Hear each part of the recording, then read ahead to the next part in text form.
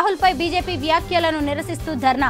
దేశానికి స్వాతంత్ర్యం తెచ్చిన పార్టీ మాది, మీది మతతత్వ పార్టీ అంటూ ఫైర్. వాస్తవాలు మాట్లాడితే మా నేతలను ఉగ్రవాది అంటారా?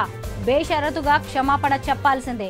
కాంగ్రెస్ అగ్రనేత రాహుల్ గాంధీ పెద్ద టెర్రరిస్ట్ అంటూ బీజేపీ శివసేన చేసిన అనుచిత వ్యాఖ్యలకు నిరసనగా ఏపీసీసీ చీఫ్ షర్మిల విజయవాడలో ధర్నాకు దిగారు. కేడీ మోడీ కిలాడి అంటూ నినాదాలు చేశారు. రాహుల్ గాంధీపై నోరు పారేసుకున్న నేతలపై అనర్హత వేటు వేయాలని షర్మిల డిమాండ్ చేశారు. రాహుల్ గాంధీపై వ్యాఖ్యలను తీవ్రంగా ఖండిస్తున్నామన్నారు.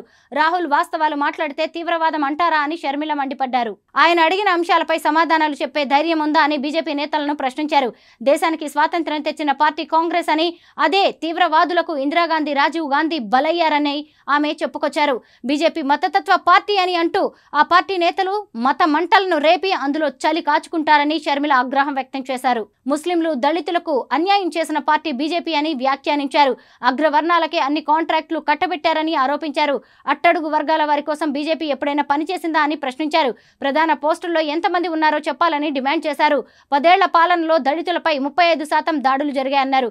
కాశ్మీర్ నుంచి కన్యాకుమారి వరకు రాహుల్ గాంధీ పాదయాత్ర చేశారని ఆమె గుర్తు చేశారు. బీజేపీ దారుణాలను ఎత్తి చూపి ప్రజలకు అండగా నిలిచారని తెలిపారు. రాహుల్ గాంధీకే బీజేపీ నేతలు బేషరతుగా క్షమాపణలు చెప్పాలని షర్మిల డిమాండ్ చేశారు. రాహుల్ పై నోరు పారేసుకున్న నేతలపై కఠిన చర్యలు తీసుకోవాలని డిమాండ్ చేశారు. ఈ ధర్నాలో మస్తాన్ వలి, జేడి శీలం, నరహర శెట్టి, నరసింహారావు, కొలనుకొండ శివాజీ తదితరులు పాల్గొన్నారు.